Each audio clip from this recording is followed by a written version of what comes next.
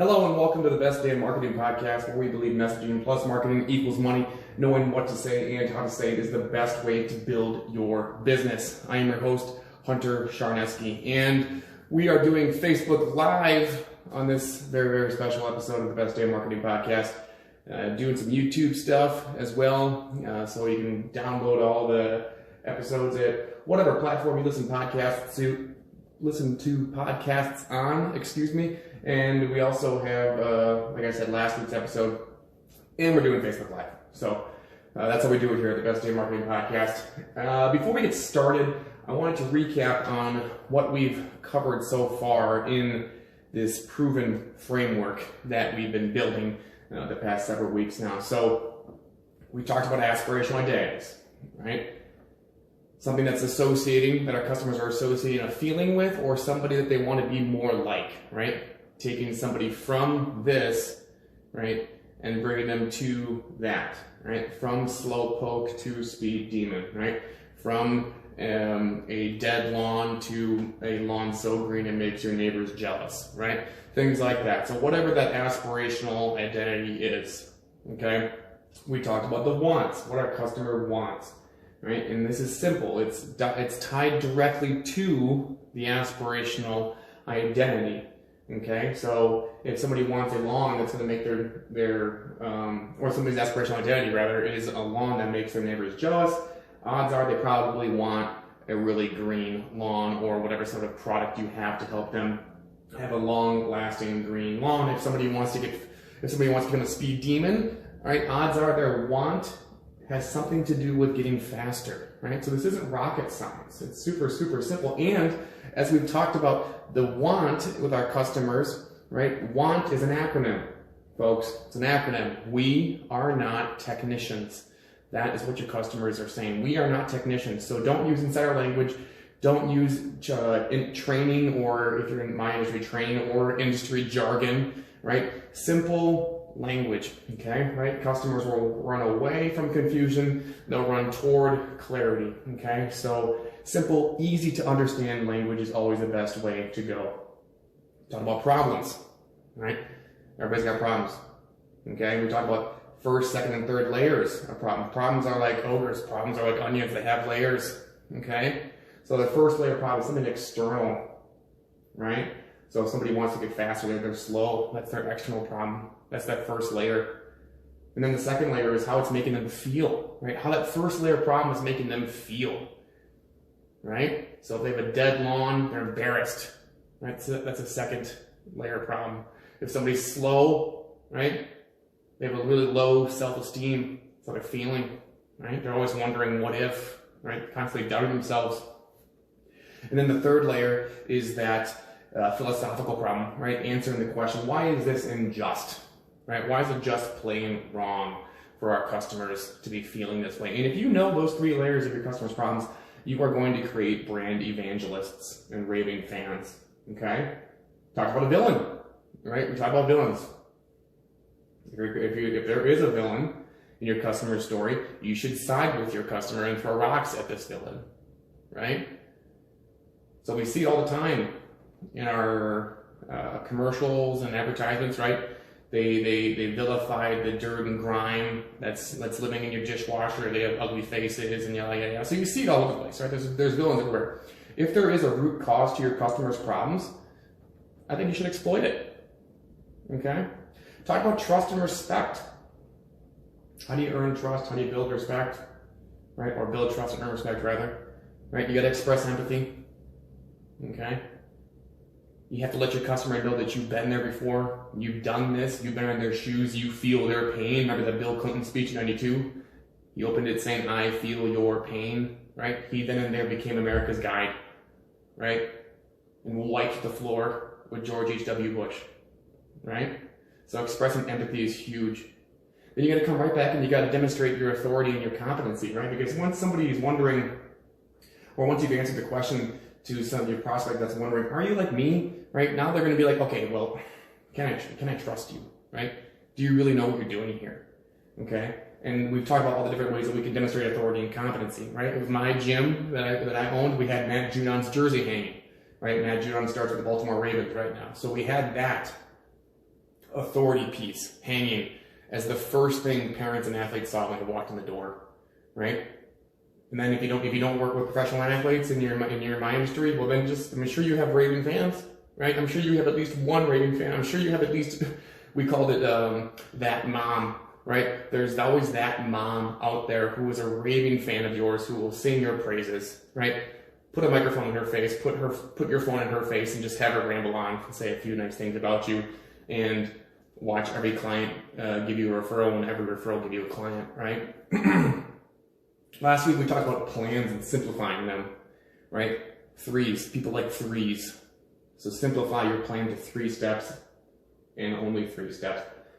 Some of the data says, and science and research out there says 4 steps are okay, but I really think 3 is the way to go, right? Because I think it's the simplest way to clarify how someone can do business with you, as well as removing the sense of risk that the prospect might be taking when they invest in your product or services, right?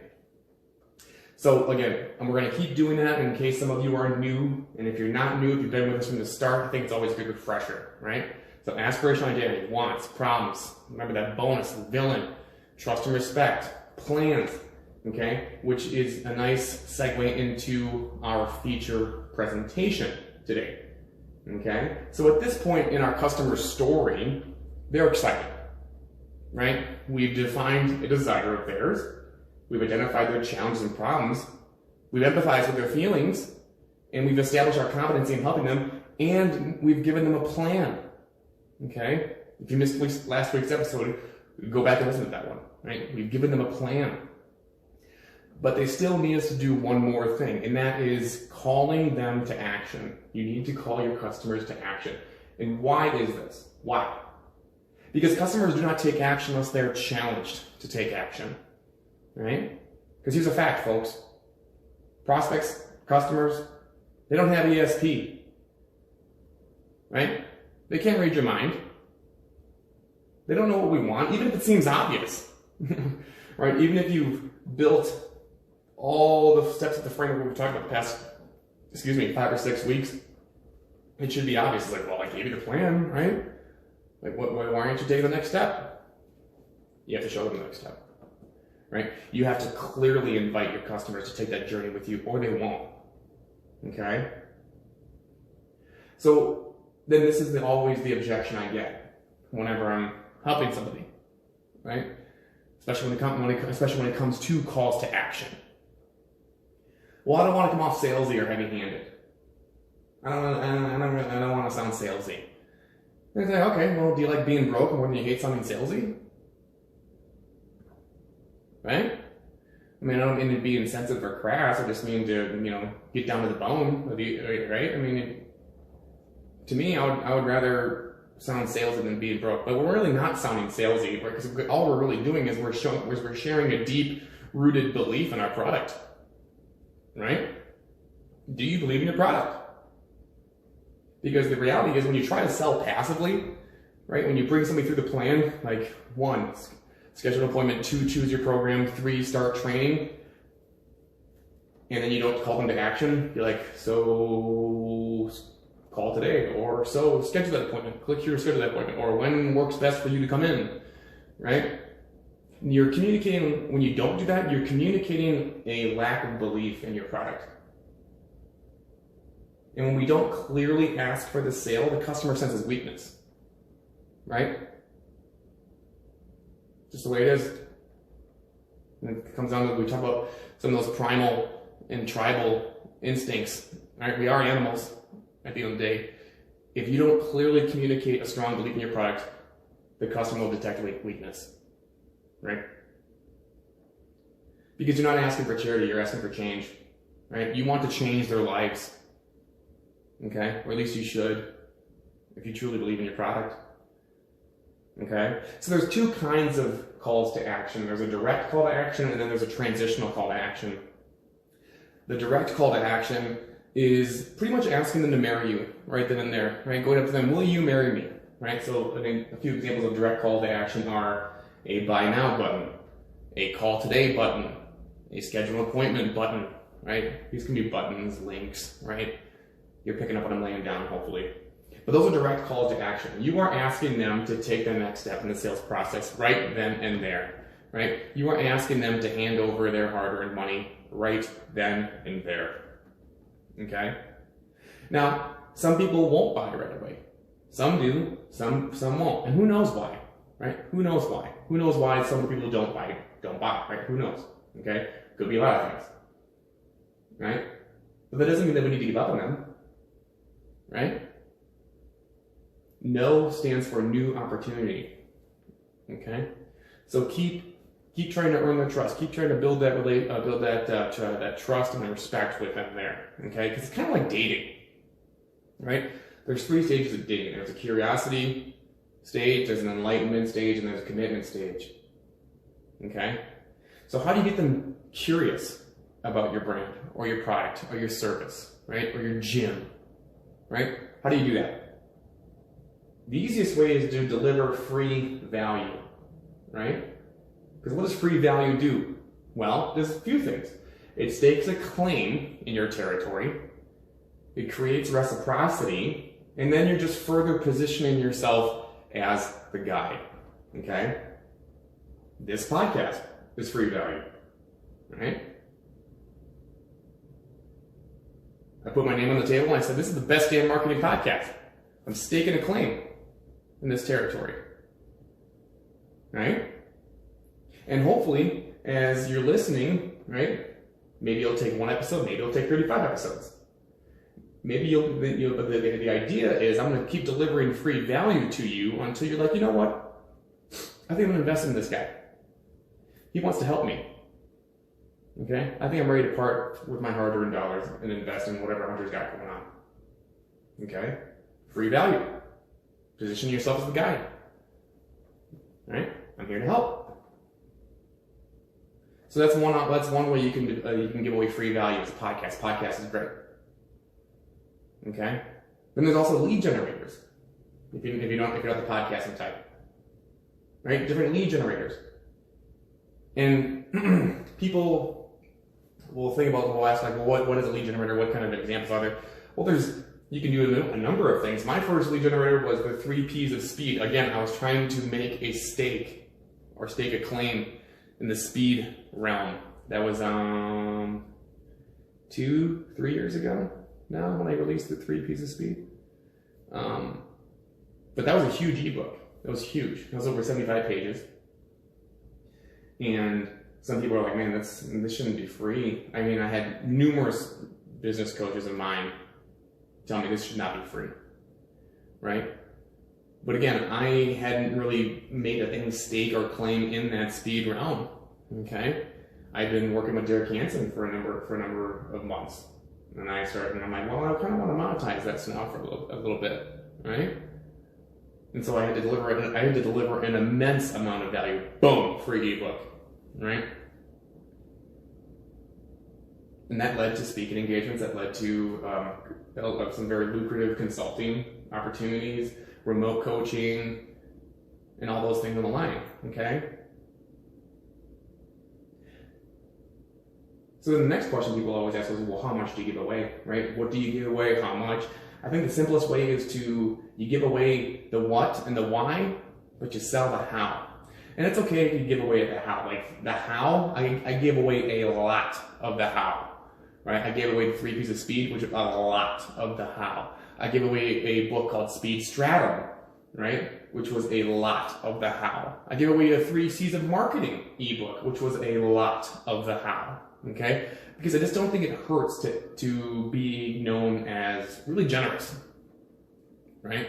But if you need a rule of thumb, something that takes somebody about 10 minutes to get through and gives them 1 quick win, I think that's a good amount of value there. Like, oh, okay, this person, I got a lot out of this, right? It didn't take me long to get through. I think I'm gonna take that next step with them, okay?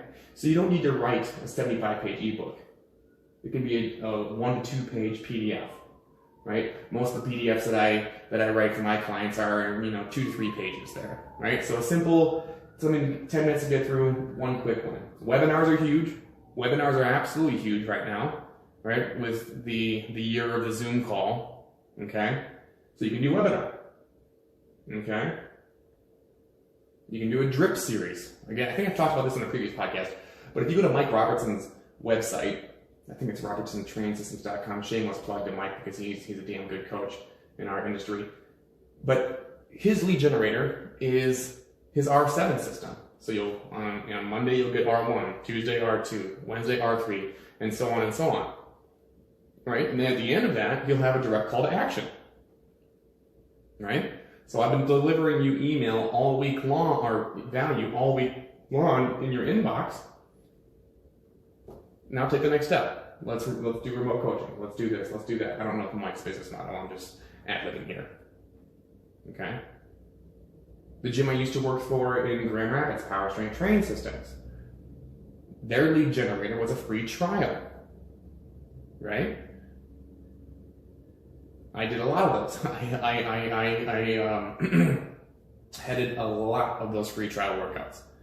Right? Somebody comes in, it's like a sample. You know, it's a sample, right? So they get a taste, like, okay, yeah. I want to keep going with this. So that's a way that you can get more leads into your business as well. Okay?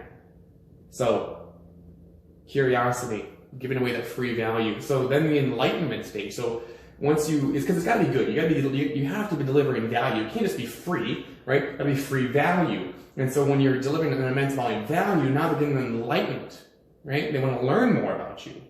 Okay? So you can either have a kick-ass lead generator to enlighten them, right? Or you can have that, that 10-minute lead generator plus one quick win. And then if you really know what the hell you're doing, then you can add, right? Or set up an automation so that when somebody downloads your lead generator, right? Or they sign up for your webinar, then they get sprung into a 6-week, 2 times a week nurture campaign, followed by a 5-day sales campaign, right? And so then you really have like a system or sales system rather, working on your behalf in the background, right?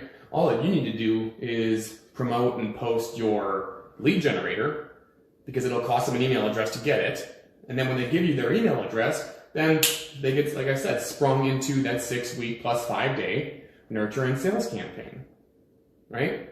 And so then you're just doing whatever it is you're doing, like building your business or doing whatever lane you operate most and your unique ability, your superpower, right? You're checking your email, people are buying or people are setting appointments. It's a beautiful thing when your business is working for you rather than you constantly having to work in it, right? So those are the 2 different kinds of direct calls to action. We have the direct call to action, the buy now, call today, schedule an appointment. Okay?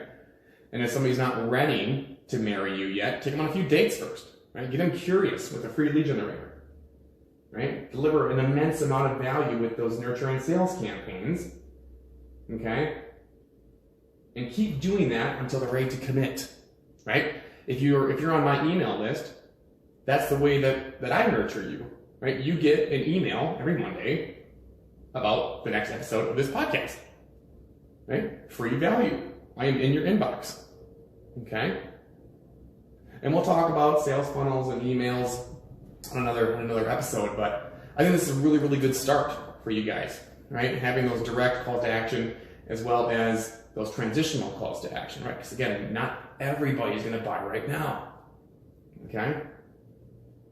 So, recap. So, let's talk about, do you have direct calls to action? I think it's the one thing you can do right now to see an immediate boost in sales. Because if you don't have them, right, then customers they don't know what to do. So maybe you've assumed that they know how to buy, they know how to do business with you, okay?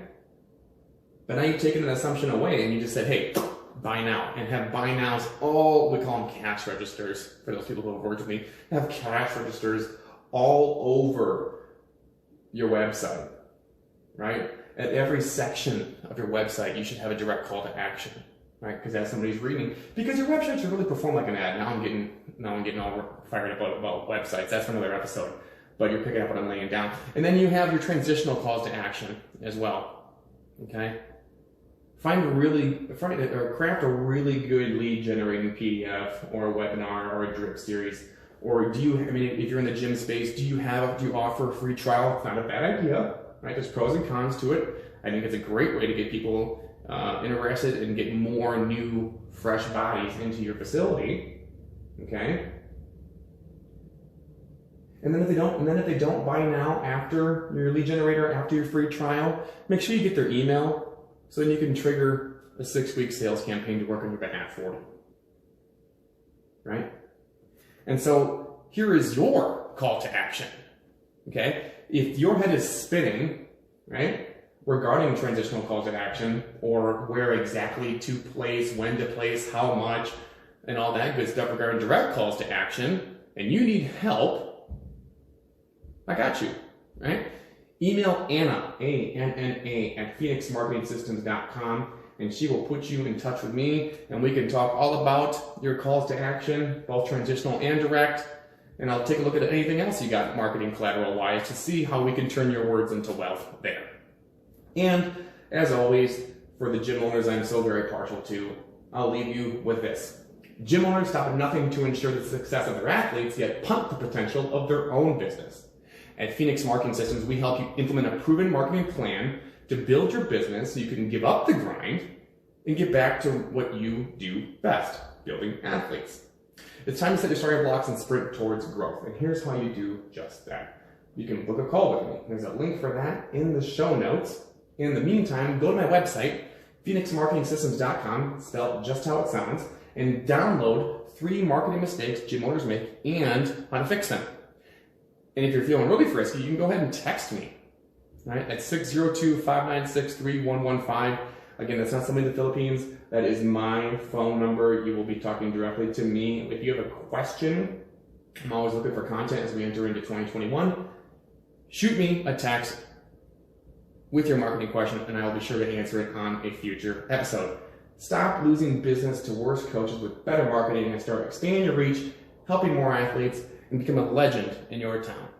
I'm out.